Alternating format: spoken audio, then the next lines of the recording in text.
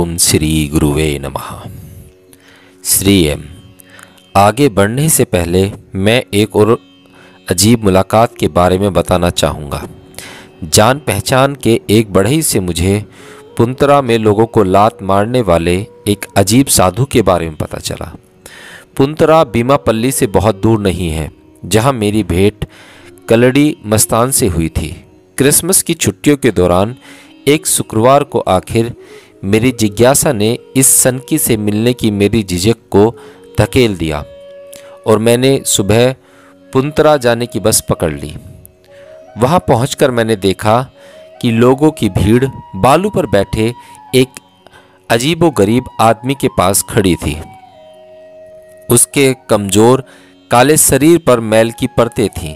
वह धोती के सिवा कुछ भी नहीं पहने था। उसकी जटाएं और दाढ़ी इतनी लंबी थी कि ज़मीन छू रही थी और उसकी आंखें बेहद डरावनी थीं। वे क्षण भर को भी स्थिर नहीं रहती थी और जाल में फंसे किसी जानवर की आंखों की तरह जंगली थी। मैं भी भीड़ में जा मिला और थोड़ी देर बाद जब मैं सोच रहा था कि यहाँ से निकलने में ही समझदारी है, तभी उस विचित्र आदमी ने इशारा करके मुझे अपने पास बुला लिया। मैं ठिठका। मेरे पास खड़े किसी आदमी ने कहा, जाओ जाओ, भाग्यवान हो। हिचकता हुआ मैं आगे बढ़ा और उसके पास जा खड़ा हुआ। उसने इशारे से मुझे झुकने के लिए कहा। मैंने घुटनों के बल बैठकर अपने सिर को उनके चेहरे की तरफ झुकाया। मैं ज़बरदस्त बदबू की उम्मीद कर रहा था, लेकिन वहाँ थी हवन सामग्री की सुगंध। लेकिन ठोकर तो मुझे लगी, तगड़ी ठोकर। बिना किसी चेतावनी के उस अजीब आदमी ने बैठे बैठे कोहनियों का सहारा लेकर मेरी सीधी कनपटी पर तगड़ी लात मारी। मुझे एक कौंध दिखाई दी। मैं ज़मीन पर गिर पड़ा, फिर एक पलटी खाई। उसके बाद मैं उठ खड़ा हुआ और अपनी कनपटी सहलाने लगा। हमारे बीच शब्दों का कोई आदान प्रदान नहीं हुआ था। स्वामी की मुझ में अब कोई दिलचस्पी नहीं रह गई थी और वे अन्यत्र देख रहे थे, अतः वहाँ टिके रहने का कोई मतलब नहीं था। मैं बस अड्डे की तरफ चल पड़ा। बस में चढ़ जाने के बाद मुझे महसूस हुआ कि कुछ महीनों पहले शीर्षासन करते समय गिर जाने से पीठ के निचले दाहिने भाग में जो दर्द होने लगा था, वह एकदम दूर हो गया था। मैं सोच ही रहा था कि वापस जाकर उन्हें धन्यवाद दूं या नहीं कि इतने में बस चल पड़ी। मैंने उस अजीब व्यक्ति को मन ही मन धन्यवाद दिया। उससे मैं फिर कभी नहीं मिला। पुंतरा स्वामी का मेरा आध्यात्मिक विकास पर क्या प्रभाव पड़ा, यह तो मैं नहीं कह सकता, परंतु स्वभाव से संशयी होने पर भी मैं सोचता हूँ कि पीठ के दर्द का जाने क्या केवल संयोग था। इस प्रकार की मेरी मुलाकात के बारे में सुनकर आप सोचेंगे कि बहुत सारे महान व्यक्तियों का जीवन असामान्य क्यों रहा होता था। नंगे गंदे अजीब सा व्यवहार करने वाले हिंदू परंपरा में ऐसे पागल से दिखने वाले संतों को अवधूत कहा जाता है। सूफी परंपरा में इन्हें मस्त या मस्तान कहते हैं। अवधूतों और मस्तानों को आध्यात्मिक रूप से पहुँचे हुए व्यक्तियों की उस श्रेणी में माना जाता है जो उस परम सत्य से अपने साक्षात्कार के कारण तथाकथित सभ्य समाज के बंधनों से अपने को स्वतंत्र महसूस करते हैं। सामान्य सामाजिक व्यवहार से मुक्त हो जाने के कारण वे अधिकतर पागल लगते हैं। उनमें से एक से जब उसकी पागलों की सी हरकतों के बारे में पूछा गया तो उसने कहा कि उसे तो इस पृथ्वी पर कहीं कोई समझदार व्यक्ति मिला ही नहीं। उसने कहा, हर कोई किसी न किसी चीज़ के पीछे पागल है। उसके अनुसार पागलपन के अंदर और बाहर वालों में इतना ही फर्क है कि कुछ अंदर है और दूसरे बाहर। कुछ इस तरह के भी साधु होते हैं जो अवधूतों की सहज स्थिति की नकल कर नंगे घूमने लगते हैं और विचित्र व्यवहार करते हैं। नागा साधुओं और दिगंबर जैन मुनियों के अनुसार कपड़ों सहित सब कुछ त्यागना शिशु की प्राकृतिक सरलता का प्रतीक है।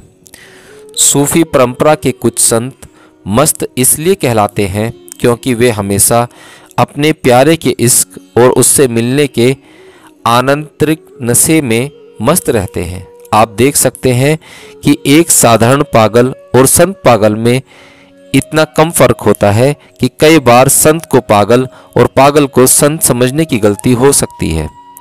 ऐसा वास्तव में कई बार हो जाता है। ऐसे बहुत कम सूचक हैं जिसके अनुसार एक से दूसरे को अलग किया जा सके। साधकों के लिए यही बेहतर है कि वे किसी ऐसे व्यक्ति से मार्गदर्शन लें जो देखने में पागल न लगे। संतों की एक और श्रेणी होती है जो विचित्र व्यवहार करती है। ये लोग अकेले में बिल्कुल सामान्य होते हैं, लेकिन बेकार के चिपकों को भगाने के लिए विचित्र और लज्जाजनक व्यवहार करने लगते हैं। ऐसे लोगों का एक समूह है सूफियों का मलामती समुदाय। अब मैं जाने पहचाने बंधनों को तोड़कर विशालतर परिदृश्यों की खोज में जाने के लिए उत्सुक था। केवल दो ही ऐसी बातें थीं जो मुझे यह निर्णय लेने से रोक सकती थीं, या तो मुझे गलत रास्ते की तरफ मोड़ सकती थीं। मेरी समझ से इन दोनों का संतोषजनक समाधान हो चुका था। मैं इसे समझाने की कोशिश करता हूँ। पहली बात थी कि रूढ़िवादी मुसलमान मेरे रहस्यात्मक व्यवहार पर नाक भौं सकोड़ते थे। अगर मैं वादवी परंपरा में शिक्षित किया गया होता तो मैं घर छोड़ने और अपने सामाजिक जिम्मेदारियों से थोड़े समय के लिए भी भागने की सोच नहीं सकता था। सौभाग्य से जो मौलवी मेरी बहन और मुझे कुरान की सीरत पढ़ाने के लिए लाए गए थे वे सूफी निकले। सूफी शिक्षाओं के रहस्यों को उजागर करने के लिए मैं हमेशा उनका ऋणी रहूँगा।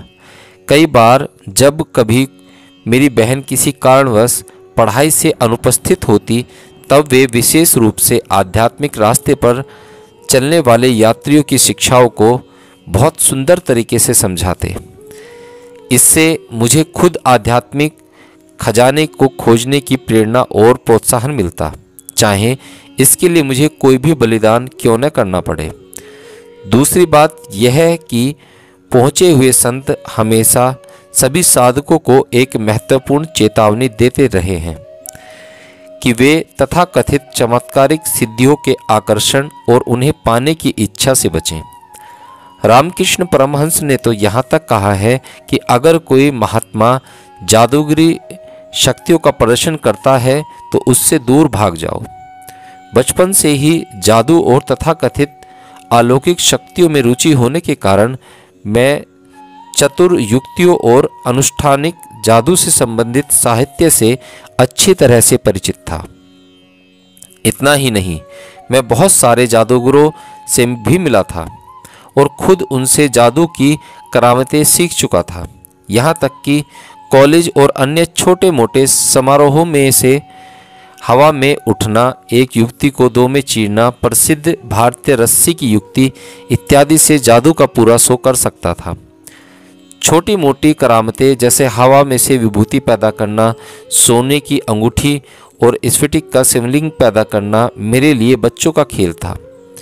मैंने बहुत सारे संतों को उनके शिष्यों के सामने ये करामातें दिखाकर उन्हें नाराज कर दिया था। यहाँ प्रासंगिक बात यह है कि जादू और तथाकथित चमत्कारों का गहरा अध्ययन कर लेने के कारण मैं उनसे अभिभूत नहीं था और उनके प्रदर्शन को कोई बड़ी बात नहीं मानता था। अतः उनको उपयोग कर भोले भाले लोगों को आकर्षित कर उनका शोषण करने वाले तथाकथित महात्माओं के चंगुल में फंस जाने के खतरे से मैं मुक्त था। मैं एक वास्तविक आध्यात्मिक गुरु को खोजने के लिए उत्सुक था। वह खोज चाहे जितनी भी कठिन क्यों न हो। अब भगवा वस्त्र वाले जादूगर मुझे उल्लू नहीं बना सकते थे।